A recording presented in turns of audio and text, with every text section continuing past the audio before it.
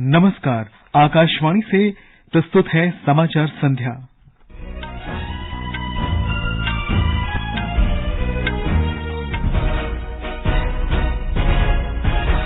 प्रधानमंत्री नरेंद्र मोदी ने कहा, देश में लगातार प्रत्यक्ष विदेशी निवेश का बढ़ना मेक इन इंडिया अभियान की सफलता को दर्शाता है। उन्होंने मन की बात कार्यक्रम में लोगों से स्वच्छता अभियान से जुड़े रहने की अपील की, जब तक ये हमारा स्वभाव न बन जाए। जम्मू कश्मीर में विधानसभा चुनाव के तीसरे और अंतिम चरण के लिए प्रचार समाप्त। मतदान मंगलवार को होगा। जम्मू कश्मीर के कठुआ जिले में सुरक्षा बलों ने एक आतंकी को मार गिराया। मुठभेड़ जारी। नेपाल में मूसलाधार बारिश का कहर। बाढ़ और भूस्खलन से 130 से अधिक लोगों की मृत्यु, 64 लापता। बेरूत में इजरायली हवाई हमले में एक और हिजबुल्लाह कमांडर नबील कौक मारा गया। और भारत तथा बांग्लादेश के बीच दूसरे और अंतिम क्रिकेट टेस्ट मैच में आज का खेल बारिश के कारण रद्द। समाचार संध्या के साथ मैं निखिल कुमार। प्रधानमंत्री नरेंद्र मोदी ने कहा है कि मेक इन इंडिया पहल से भारत विनिर्माण का केंद्र बन गया है। उन्होंने कहा कि इस अभियान से निर्धन और मध्यम वर्ग तथा सूक्ष्म, लघु और मध्यम उद्यमों को बहुत फायदा हुआ है। प्रधानमंत्री ने आज आकाशवाणी से मन की बात कार्यक्रम में मेक इन इंडिया पहल की सफलता का उल्लेख किया। उन्होंने कहा कि इस अभियान की सफलता देश में बड़े उद्योगों के साथ साथ छोटे दुकानदारों का भी योगदान शामिल है, जिससे प्रत्येक सेक्टर को लाभ हुआ है। आज भारत मैन्युफैक्चरिंग का पावर हाउस बना है और देश की युवा शक्ति की वजह से दुनिया भर की नजरें हम पर है।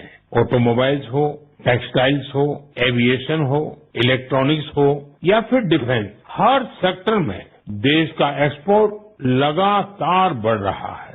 देश में एफडीआई का लगातार बढ़ना भी हमारे मेक इन इंडिया की सफलता की गाथा कह रहा है। श्री मोदी ने कहा कि नए सेक्टर्स के उभरने से रोजगार की प्रकृति बदल रही है। उन्होंने क्रिएट इन इंडिया थीम की 25 चुनौतियों के बारे में भी बताया।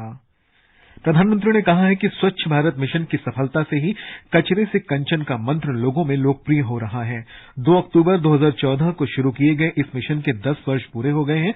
श्री मोदी ने लोगों से स्वच्छता अभियान में शामिल होने का आग्रह किया, जब तक कि ये हमारा स्वभाव न बन जाए।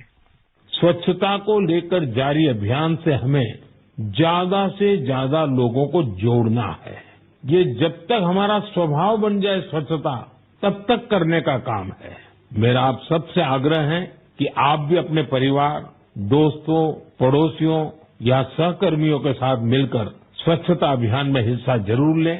प्रधानमंत्री ने लोगों से पौधारोपण महाअभियान एक पेड़ मां के नाम में शामिल होने का आह्वान किया।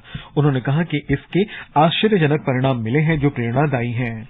श्री मोदी ने जल संरक्षण के महत्व के बारे में बताते हुए कैच द रेन अभियान की भी चर्चा की। विकास भी विरासत भी मंत्र पर जोर देते हुए उन्होंने अपने हाल के अमेरिका दौरे में अमेरिका द्वारा लगभग 300 प्राचीन कलाकृतियां लौटाए जाने का उल्लेख किया। मन की बात कार्यक्रम की 114वीं कड़ी में प्रधानमंत्री ने कहा कि ये कड़ी उनके लिए विशेष रूप से भावुक कर देने वाली है, क्योंकि इसके साथ ही इस कार्यक्रम के 10 वर्ष पूरे हो रहे हैं।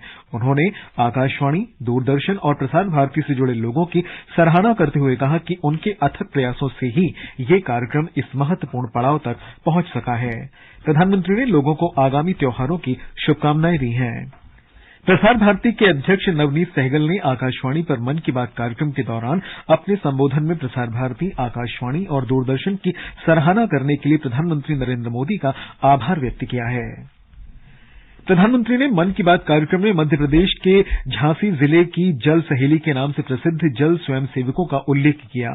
इनके प्रयासों से जिले के बबीना क्षेत्र के घुरारी नदी का कायाकल्प हुआ है। आकाशवाणी से बातचीत में झांसी जिले के सिमरावारी गांव की जल सहेलियों ने बताया कि पहले नदी के पानी को बांध से नहीं रोकने के कारण जल की बर्बादी होती थी। मेरा नाम दीपा मजुमदार है। प्रधानमंत्री को बहुत बहुत धन्यवाद। महिलाएं क्या नहीं कर सकती, तो मुझे बहुत खुशी हुई आज हम लोगों ने जब देखा ये लाइव। और इससे ये फायदा हुआ कि 18 बहनों ने हम लोग काम किया और इसमें जो आसपास की खेती है 25 एकड़ 30 एकड़ जो किसानों की जमीन है, ठहरा हुआ पानी पाइप से वो ले जाएंगे, खेती में अपना काम लेंगे। प्रधानमंत्री ने आज कहा कि आकाशवाणी से प्रसारित होने वाला मासिक कार्यक्रम मन की बात एक ऐसा कार्यक्रम है जिसे उन्होंने हमेशा संजोया है, क्योंकि ये भारत के लोगों का जश्न मनाता है। प्रधानमंत्री ने एक सोशल मीडिया पोस्ट में कहा कि उन्हें खुशी है कि पिछले कुछ वर्षों में रेडियो शो सकारात्मकता और सामूहिक अच्छाई का जश्न मनाने वाले मंच के रूप में उभरा है।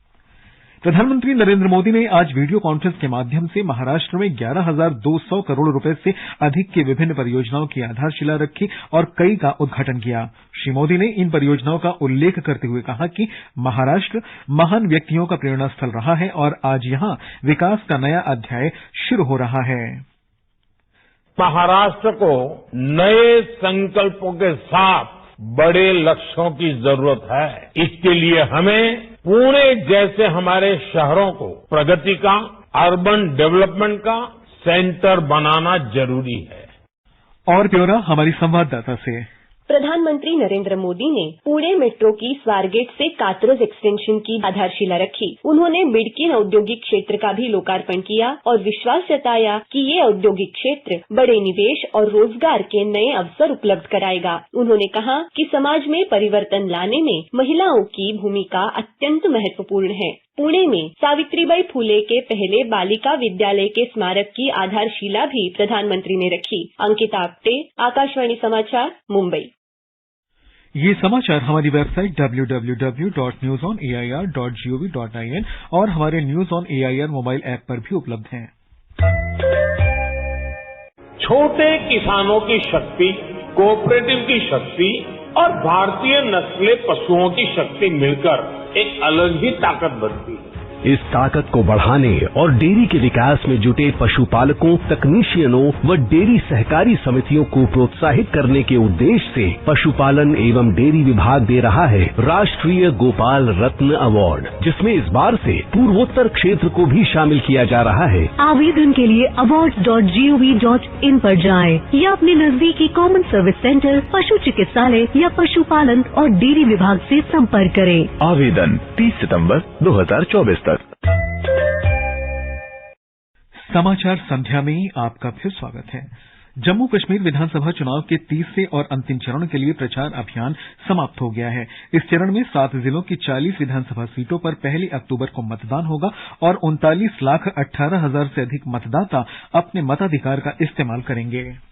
1 अक्टूबर को विधानसभा चुनाव के तीसरे और अंतिम चरण में विभिन्न राजनीतिक दलों और निर्दलीय 415 उम्मीदवारों के राजनीतिक भाग्य का फैसला होगा। इस चरण में 39,18,000 से अधिक मतदाता मतदान में हिस्सा लेंगे। 40 विधानसभा सीटों में से जम्मू की 24 सीटों और उत्तरी कश्मीर की 16 सीटों पर भारतीय जनता पार्टी और कांग्रेस के बीच कड़ी टक्कर होने की संभावना है, जबकि कश्मीर में इंडिया गठबंधन एनसी कांग्रेस के उम्मीदवारों का सामना जम्मू कश्मीर पीपल कांग्रेस और आवामी इत्तेहाद पार्टी से होगा। इत्तेहाद पार्टी इस चरण में अपने राजनीतिक अस्तित्व के लिए संघर्ष कर रही है। गुलाम नबी आजाद की डेमोक्रेटिक प्रोग्रेसिव आजाद पार्टी ने भी उम्मीदवार उतारे हैं, लेकिन वो स्वतंत्र उम्मीदवार के रूप में लड़ रहे हैं। चुनाव आयोग ने मतदाताओं द्वारा सुचारू और परेशानी मुक्त मतदान के लिए 7 जिलों कुपवाड़ा, बारामूला, बांदीपोरा, उधमपुर, सांबा, कठुआ और जम्मू में 5,060 मतदान केंद्र स्थापित किए हैं। जम्मू से गुलशन रैना की रिपोर्ट के साथ समाचार कक्ष से मैं शिव प्रकाश मिश्र।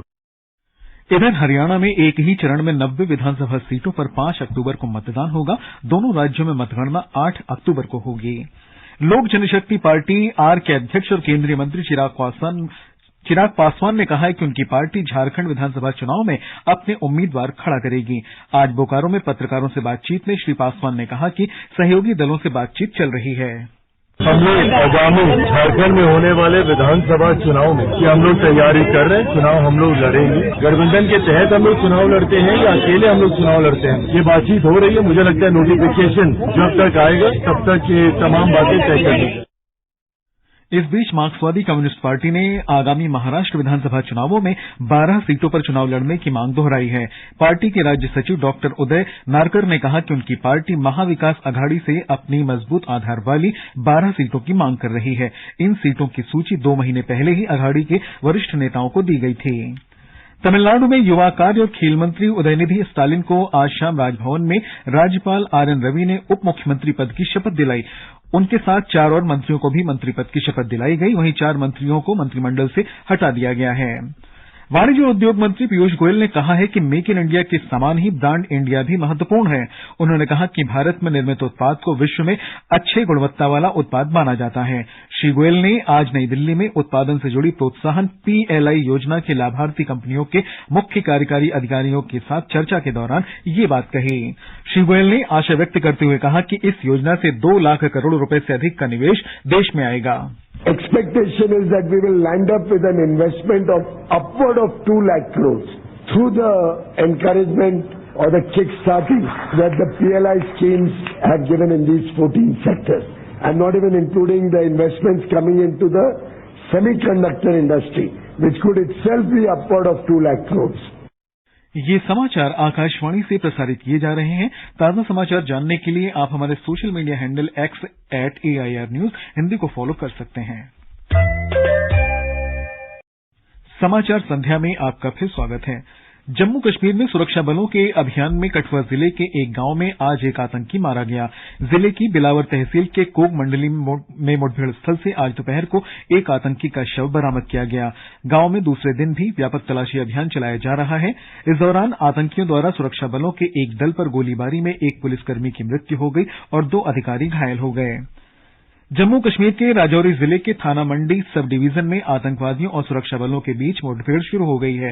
हमारे जम्मू संवाददाता ने बताया कि आज शाम राजौरी जिले में थाना मंडी उप संभाग के मनिहाल गली क्षेत्र में सुरक्षा बलों और आतंकवादियों के बीच गोलीबारी हुई।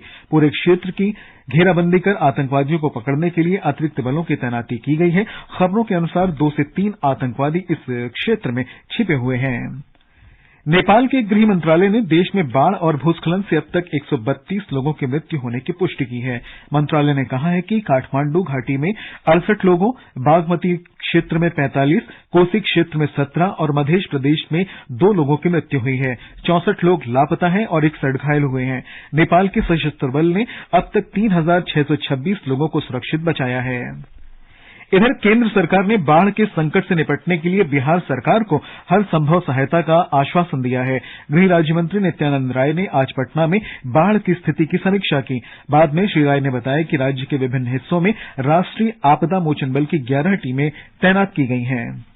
मैं स्पष्ट रूप से कहना चाहता हूं कि NDRF हर परिस्थिति में बिहार में बाढ़ से प्रभावित लोगों को सहयोग के लिए, रेस्क्यू करने के लिए पूरी सज्जा सामानों से सुसज्जित NDRF बिहार सरकार से लगातार संपर्क में है।